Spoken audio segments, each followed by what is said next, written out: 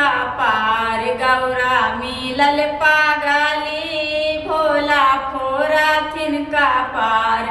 गौरा मिलल पागली हम तो पापा घर में रहली पापा के दुलारी।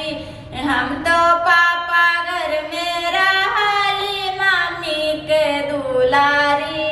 भोला तो हर घर आईली बनाली पागली। भोला तो हर घर आया के बनाली पागली। गौरा पीसे चललन भांगिया पीसा गेल अंगूरी। गौरा पीसे चललन भांगिया पीसा गेल अंगूरी। भोला फोरा तिनका पार। गौरा मिलल पागली भोला फोरा तिनका पार। गौरा मिलल पागली हम तो चाचा घर में रहली चाची के दुलारी। हम तो चाचा घर में रहली चाची के दुलारी।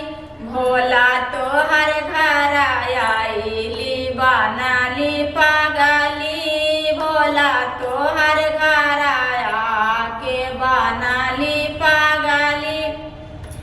गौरा पीसे चलली भांगिया पीसा गेल अंगूरी। गौरा पीसे चललन भांगिया पीसा गेल अंगूरी। भोला फोरा तिनका पार। गौरा मिलल पागली भोला फोरा तिनका पार। गौरा मिलल पागली हम तो भैया घर में रहली भाभी के दुलारी।